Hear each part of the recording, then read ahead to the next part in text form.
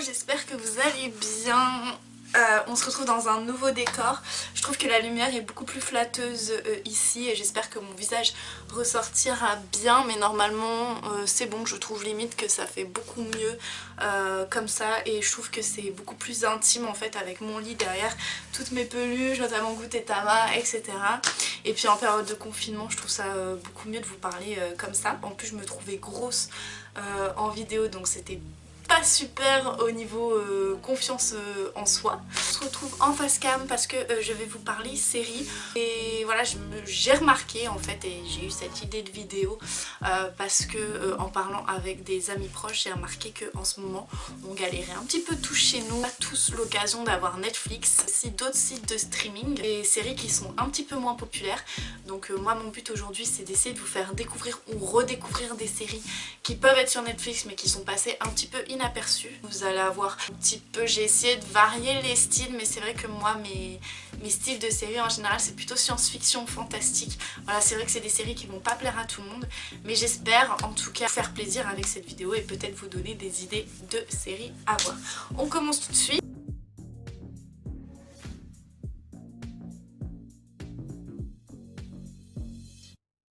On commence donc avec une série qui était sur Netflix et qui est toujours sur Netflix, qui compte 2 saisons, donc elle est relativement courte. Elle tient vachement en haleine, c'est une série de science-fiction. Ça s'appelle The Rain. Voilà, moi je l'ai découvert complètement par hasard. Le synopsis c'est tout simplement, alors dans la période actuelle c'est vrai que c'est pas forcément le type de série qu'on va aimer regarder parce que ça peut être anxiogène pour certaines personnes, mais moi j'adore ça, j'adore les séries Survivor.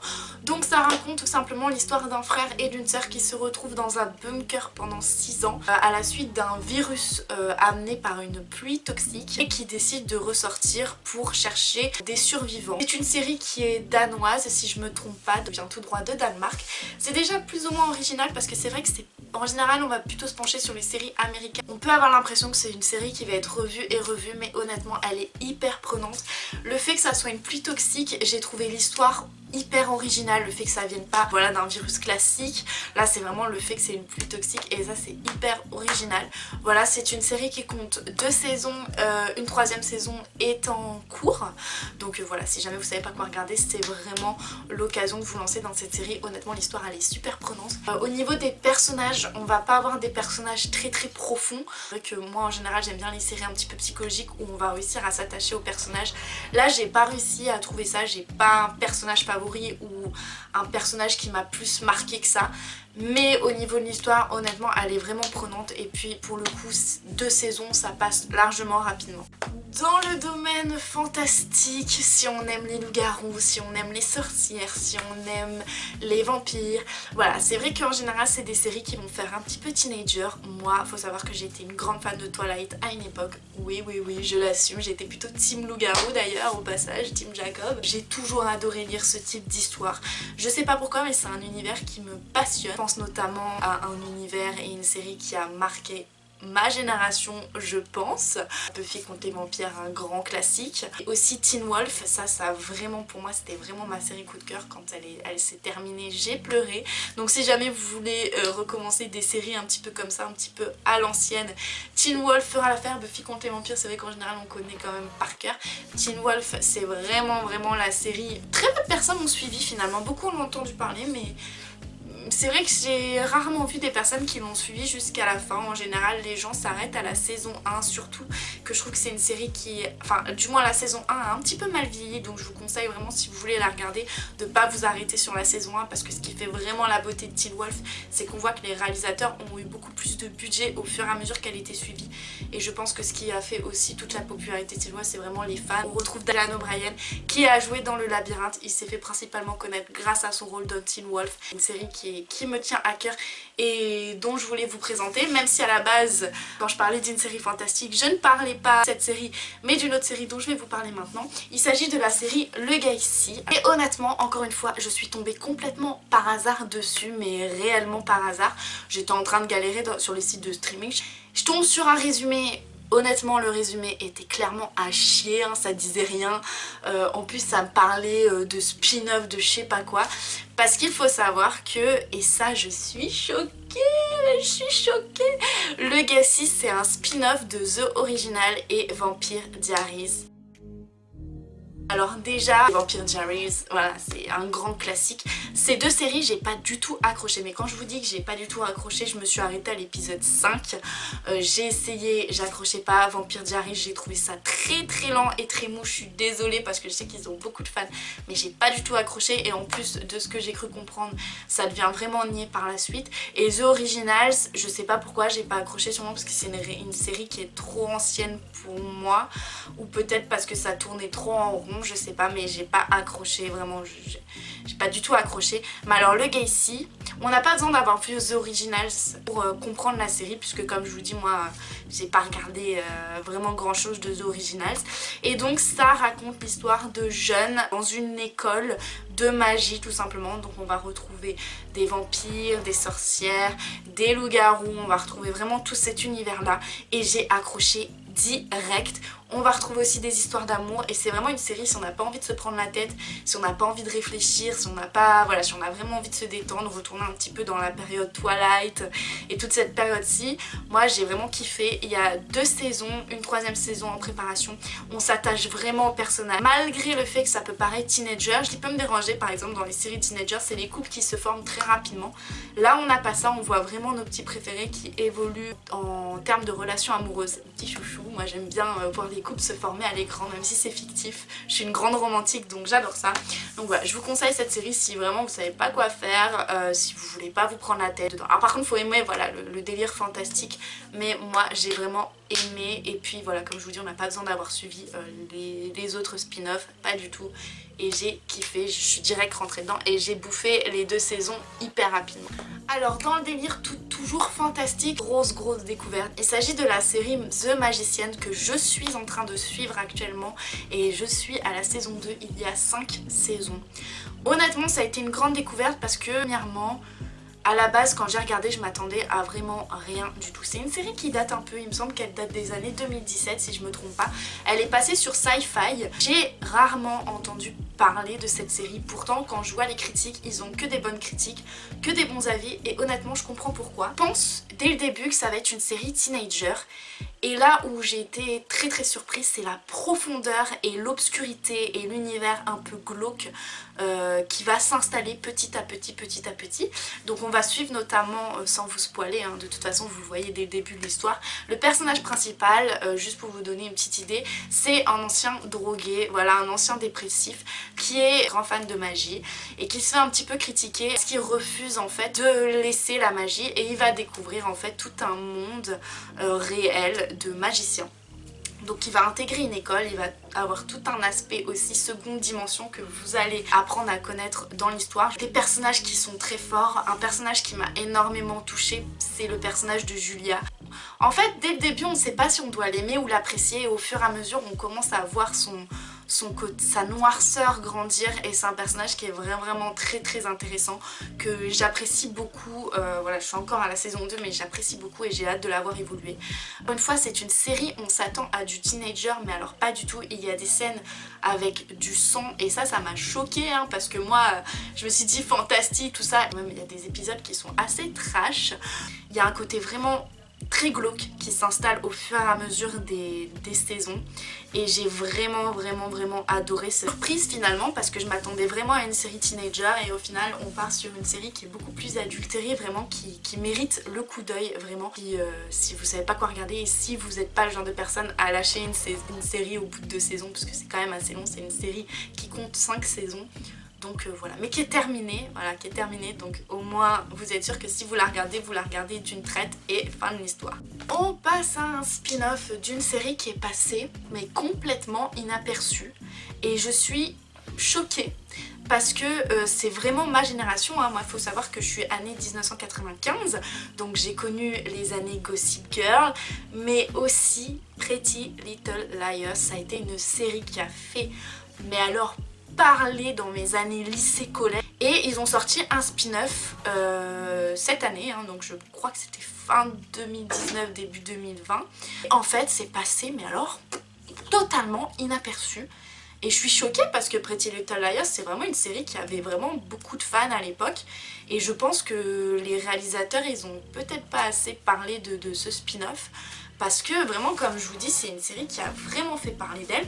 Je pense que d'ailleurs vous la connaissez forcément au moins de nom. Et ils ont sorti un spin-off, donc on va retrouver les personnages de Mona et Allison. Un univers un petit peu d'enquête, voilà, on va retrouver des meurtres qu'il va falloir élucider.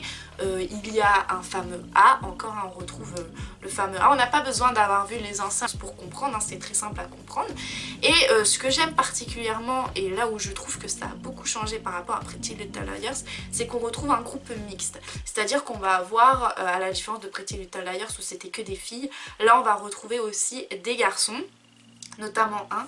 Il va avoir encore une fois des sujets assez intéressants comme l'homosexualité. Vous savez que Pretty Little Liars, et du moins si vous ne le savez pas maintenant vous le savez, Pretty Little Liars a toujours été engagé, hein, cette série sur l'homosexualité. Vous allez retrouver aussi un personnage homosexuel à l'intérieur. Il y a vraiment tout un aspect qui est assez intéressant au niveau de l'enquête, hein, parce que c'est vraiment le but de Pretty Little Liars, c'est chercher avec les personnages qui est A, qui c'est qui a tué un tel, etc. Et c'est vraiment prenant. Ça compte pour le moment une saison, j'espère qu'ils vont continuer. Et voilà, moi j'ai vraiment suivi Pretty Little Liars, donc j'étais contente de suivre la suite. Et pour le coup c'est une vraie suite, hein, avec Mona et Allison. Même si on n'a pas besoin d'avoir vu l'ancienne série, c'est toujours intéressant de retrouver des anciens personnages et pas faire une suite juste pour faire une suite. On passe à une catégorie qui va toucher plutôt les fans d'épouvante horreur, d'action, thriller, etc. Moi personnellement je suis une grande fan des films American Nightmare. Voilà, pour moi c'est un indétrônable. Chaque Halloween je me les mate. Voilà, j'adore American Nightmare, je trouve que c'est pas trop horreur, mais il y a du gore, il y a de l'action, on réfléchit à savoir qui va tuer qui, est-ce qu'ils vont survivre, etc. Donc quand j'ai su qu'ils avaient fait une série adaptée avec le même univers, j'ai tout de suite voulu voir ce que ça donnait. Donc je la conseille vraiment. En revanche, donc la série s'appelle The Purge, hein, donc la purge. Je vous conseille uniquement de regarder la saison 1 parce que la saison 2, j'ai pas accroché du tout. Voilà, en plus c'est pas les mêmes personnages et j'aurais préféré que dans la saison 2 ça soit les mêmes personnages. Mais dans la saison 1, un personnage notamment qui est hyper intéressant, qui prône le féminisme. Et ça j'adore, comme l'homosexualité, comme le féminisme, comme tout ça. J'aime bien le côté un petit peu moral derrière. Donc on retrouve cet aspect là. On a un personnage phare, hein, le héros de l'histoire qui va en fait chercher sa sœur. On va avoir quelques personnages comme ça qui vont se démarquer. Et le but ça va être de savoir s'ils vont survivre ou pas. Donc ça c'est assez intéressant, hein, si on aime réfléchir, si on aime le côté épouvante horreur sans se mater un film d'1 heure. Voilà, ça c'est vraiment bien. Mais voilà, comme je dis, regardez juste la saison 1 parce que la saison 2 est pas franchement super. Après, quelque chose qui m'a un petit peu dérangée dans cette série, les personnages principaux je veux dire, il a tendance à réussir toutes les épreuves, hein, et à s'en sortir toujours indemne. Je trouve ça un peu tiré par les cheveux, mais une fois qu'on est bien dans une série, bon, on laisse un petit peu passer ce détail. Je vous la conseille vraiment si vous savez pas quoi regarder. Elle est facile à trouver sur le net. Il me semble qu'elle est trouvable aussi sur Amazon Prime si je dis pas de bêtises. Je suis désolée parce que voilà, cette série c'est mon crush.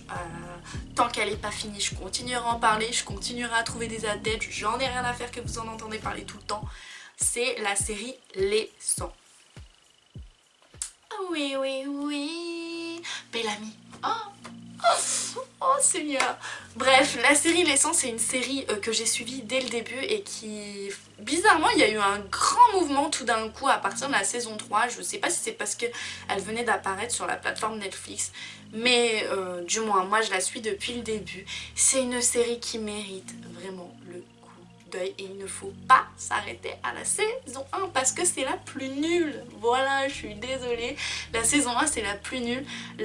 L'essence ça commence à aller au crescendo à partir de la saison 2 et ce que j'adore dans cette série c'est le côté psychologique. Donc Les 100, pour ceux qui ne savent pas, ça raconte tout simplement l'histoire.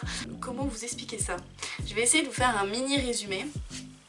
Alors en gros la terre a été dévastée, n'est plus vivable. Parce que je veux pas trop vous spoil. Moi je veux pas trop vous spoil. Moi quand je regarde une série j'aime pas trop regarder les résumés aussi parce que je me sens déjà spoil avec le résumé.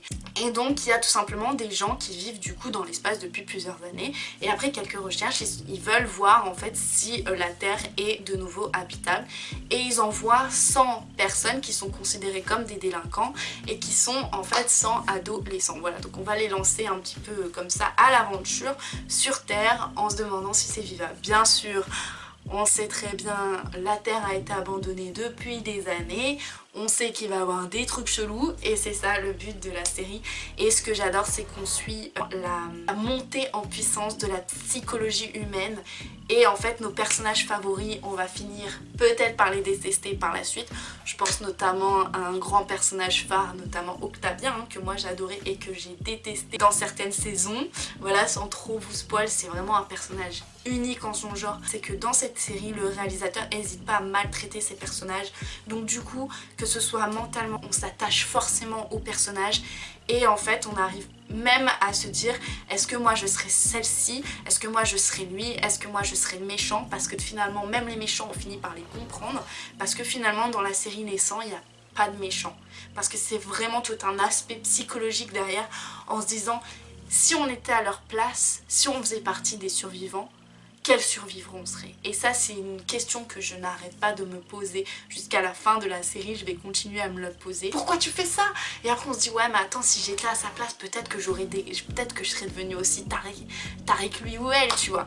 Et c'est ça que j'adore dans la série Les 100. J'ai réussi à mettre tout le monde dans cette série. Au total, il y a 6 saisons. La saison 7, elle arrive bientôt au mois de mai. C'est la dernière saison. Je vais pleurer ma race quand ça va être terminé. Je suis grave fan de Bellamy. Il faut savoir que Bellamy et Clark, les acteurs, sont en couple dans la vie réelle. Donc du coup, c'est sûr que quand on sait que les acteurs sont en couple dans la vie réelle, ça fait un petit quelque chose, tu vois, de les voir à l'écran, tu vois. Et je vous conseille vraiment de la regarder.